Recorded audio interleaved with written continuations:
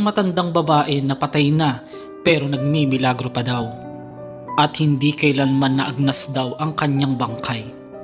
Ang kakilakilabot na storya ni Lola Ibe. Totoo nga bang nakakapagmilagro ang mga patay? At mayroon bang tamang kapaliwanagan kung bakit hindi nabulok ang kanyang katawan? Mula sa kanyang ulo, sa kanyang mata, ilong at sa kanyang ngipin. Maging ang kanyang mga daliri na mistulang may kukupa na di umano'y humahaba pa raw o nagbibigay ng milagro. At may panibagong kabanata na susubaybayan tayo tungkol sa mga sementeryo dito sa Cebu.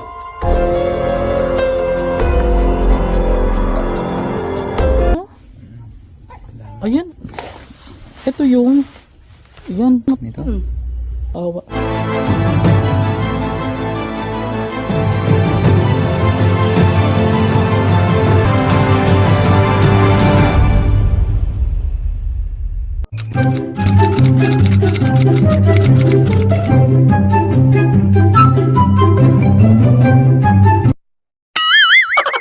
Masters, welcome back to my YouTube channel. Ito na naman po si Master G. Oo. Ang vlog natin ngayon ay samahan nyo akong puntahan ng di umano, hindi naaagnas at madalas daw magparamdam na isang matanda dito po sa Capiz. Puntahan natin yung kanilang lugar kung saan siya nakalagay at ipapakita ko sa inyo ng malapitan o exclusive yung ating vlog. Kung bago ka lang dito, sana wag mo kalimutang mag-like ngayon. Oo, mag-share ka na. Nandiyan sa ilalim yung subscribe. I-click mo yung subscribe para ma-update ka. Pati yung bell. Para lahat ng mga bago o lumang video natin ay mapanood mo. Naniniwala ka ba sa mga milagro? Ako naniniwala mga master. Pero pag milagrong manggagaling sa patay, paniniwalaan mo ba? Ito po, hati po ang paniniwala ng nanonood at ako po'y wala po akong intensyon na masama. Gusto ko lang sa inyo i-share kung ano yung naramdaman ko nung nandun ako, experience, at mamaya ko nasasabihin sa inyo kung ano talaga yung na-feel ko. Makakausap natin yung mismong 5th generation o na apo na magkikwento sa atin doon. Shoutout po sa lahat po ng nandiyan po sa screen. A few moments later. Pasok tayo saglit. Meron lang nag-agaw pansin sa akin doon sa part na yun, no? Yung nasa gitna. Yung pinaka parang naka-ukit na bungo. 1820 at namatay nitong 1932. DOM. Ibig sabihin ng DOM mga master, ano? Comment below. Hindi, sabi kasi dati sa akin, died on massacre daw. Hindi po, ano yan? Deo Optimo Maximo, parang gano'n. Ang hill sa itaas na isa na lang ang pakpak, tama ba? O, paano makakalipad yan, charing? Ito na po, yung pinakaluma na panahon pa po ng mga Kastila. Meron palang ganitong sementeryo sa Capiz. No, ito yung mga bloke, kasi 1800s pa nga. 1800s na sementeryo ito mga master. Bakit may ganyan? Tignan nyo mga master, meron nag-agaw pansin sa akin dito, no? Pinayos ng paganyan, may tubig, tapos meron parang pagkain ba yun, o putik sa loob. At merong itim na, wala naman akong kasama dito, ako lang. So ito, tignan natin to. OMG. Ang daming ano. Dreads pa. Ito oh. Tignan nyo pa oh. So ito po ay sakop ng Panay. Oo.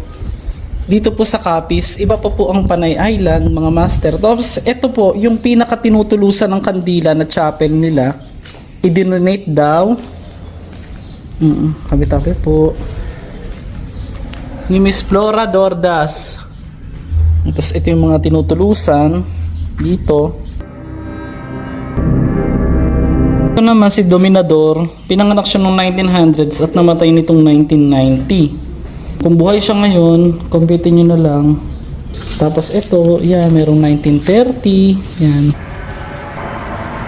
Masasabing mong luma na talaga kasi ito yung mga shells galing sa dagat na ginawang parang ano, mga dilik-dik yan na pinagpatong-patong, pinagsama-sama. Ganyan kasi ang ano, wala, hindi pa uso dati yung mga Republic Cement, yan, baka naman Republic Cement.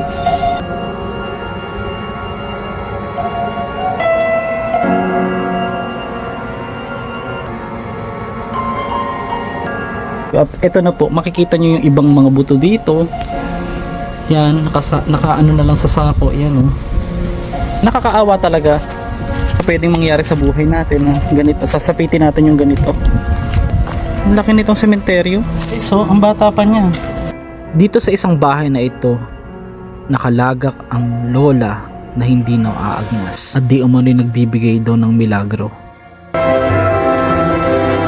Taon siya namatay. 1883 po siya na pinanganak. Tapos nung sinasabi niyo po kanina, hinukay siya nung 1930. Hindi, 1939 siya hinukay. Namatay siya 1929, nilibing siya 1929, hinukay siya 1939. 10 years. Ano po yung nakita? As in, ganito na po siya nung nahukay na, yung hindi po siya nabubulok. Nung nahukay siya, hindi sa ganyan. Parang fresh talaga siya. Ay, talaga? Siguro, Nung inilabas na, syempre nahanginan. nilagay daw nila ng Lysol para hindi mag-amoy. Pero walang amoy. Meron. Walang amoy. Nung hinukay siya. Opo. Talagang fresh. Sumingaw, ganyan, unti-unti nag-ano yung balat. Syempre pag nahanginan na po oxygen. Oo. Wala na yun. Pero ang may scientific explanation po kasi mga master Oo. tungkol po dito sa mummified o mummification. Forensic sa Manila, Opo. nagpunta dito. Sabi niya, natural mummification. Pero may nakita sila nga nabalsamar siya. May balsamar siya.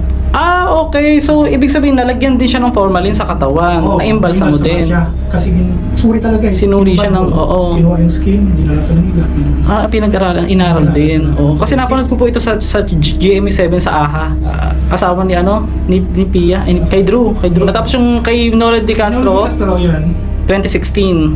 Oo. Tapos yung kay ano pa? Kay MJS po, hindi pa. Mike Enriquez, hindi mo nakita? Hindi pa rin po. Doon. Ilang oras ang libingan mula rito? Ilang minuto po yung saan po siya inilibing ng una?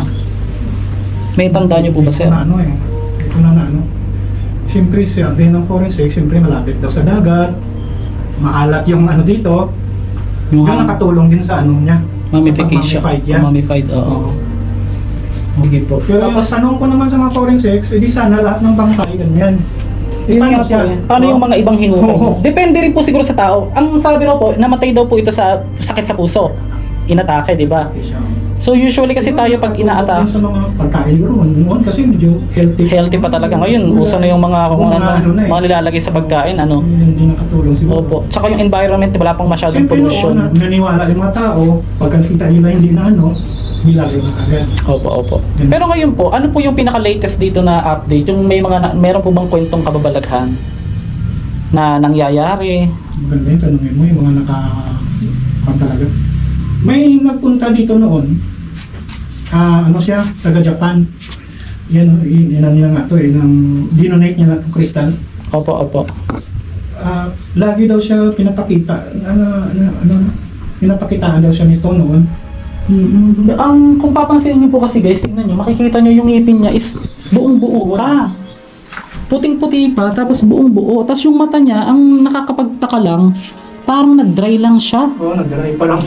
Oo, parang... Kain na kung saan. Tsaka ba't buo pa yung pinaka-eyeball? Doon ako nagtataka din. Pero although may scientific explanation, pero makikita niyo yung bandang ulo niya, dito sa noo, may mga konting balat na nakadikit. Tapos Yung kasi, dito yung bahay yan noon, parang wasak talaga yung bagyong, doon pa yun mga bagyo nga na natumba din ang punong kahoy. Opo. Yan, siya, wasak talaga itong bahay niya, dito pa noon. Siguro sa likod, may malaking puno na lima ba tawag doon. Ilan po ang anak niya? Yun ang isa lang. Isa lang po Yung lolo. lalaki. Yun yung lolo niyo po. Lolo ko. So pang fifth na kayo. Fifth na kami. Dito ako nagtaka, nakadikit pa yung kuko niya. May kuko pa. Nakadikit pa yung kuko niya sa sa pinakaganito niya, daliri niya, kamay. Tapos parang humaba. Pansin niyo to, tignan niyo to, sir. Hindi niyo ba napansin yan? Na parang humaba yung kuko niya? Although wala ako. Hindi ko na ma-explain yan. Ayun, sir, humaba yung kuko niya. Pero Pero bago siya mamatay, hindi naman yung normal lang. So, Normal syempre, hindi naman magpapahaba. Kung buhay ka pa, hindi ka naman magpapahaba ng sobrang haba, di ba? Yung sa kanya mga master, medyo humaba yung kuko. Dahil yung dulo lang nito ay Pero kahit na nagtaka lang din ako, may kuko pa. Kahit sa paa, oh guys, oh. Siyempre sa tagal na, no? Dapat ano na yan eh. Wala na yan eh. Yung pinagtataka namin, hindi siya ano ng mga langgam, hindi siya ano ng mga anay dito. Kahoy kasi noon ang ano niya, lagayan eh. Oo. Exposed din siya sa mga ano dito noon. Ano yung parang itinapal dun sa may ngipin niya? Ano po yun? Ano lang yan, yun yung Balat? pag ano noon. Natanggal kasi yung balat dito pag bagyo noon yan. Oo. Ngayon, paano po siya dinikit ng ganyan? Ano lang yan, dinikit lang nila ng ano ba yun, hindi ko alam kung ano dinikit nila. Tapos mapapansin niyo yung ano niya talaga, yung buhok niya. Parang ang dami pa, sir. Pero yung mga may pari po na pumunta rito, wala naman. Ano? Pero taga Luzon siya, Cabitinyo siya. Pansin niyo guys, Taga Cavite siya. yung pangalang Maria, pag babae, parang may something na, parang ano siya, yung masasabi mo na, Kasi noon ito siya, religyoso to siya noon eh. Araw-araw nagsisimba yan. Oo, religyoso yan. tapos kilalang pamilya. Oo, kilalang pamilya, malalapad yung lupa nila dito noon daw. Nagpamigay sila ng lupa. Kasi noon yung ano, barter lang eh, di ba? Wala namang pera noon, Yung shape 18th century pa eh. Parang yung shape niya, nung mukha niya, nandun pa rin, pati yung ilong, yung bibig, andun pa rin yung korte. Umano lang, natuyo lang. Natuyo lang siya. Hindi siya totally Ito yung mga agnas. natanggal sa ano niya, yun yung I nadaan. mean, nandun siya. Oh, dito pa noon yun. Wala pang, ano na yun, wala pang... Ano pang nangyari, nabasa po siya ng tubig? Nabasa, basa siya. Tapos, ayun, tumba-tumba na yung mga gamit yan dito noon. Ito bago na to eh. Pero may idea, yung mga ninuno niya na ilagay na dito. Bali yung lolo ko, anak niya. Tapos ano po yung idea, bakit po, ito ay huwag niyo po sanang masama yung tanong ko po. Ano po yung idea, bakit po siya dinamitan ng parang pang-santo? Sa tingin niyo po ba maituturing na siya na santo? Or kahit sabihin mo na... Noon, may ano dito nga dalhin sana to sa ano eh, sa Vatican nga isuri talaga siya. Susuri. So ayaw ng lolo namin. Once nga mawala, maano na siya doon, hindi na ibabalik yan dito. Yung kay Claudia Sobel, mga master, alam niyo ba yung nangyari? Milagro ang hindi pagkakaagnas ng bangkay ng aktresa si Claudia Zobel matapos ang 3 dekada.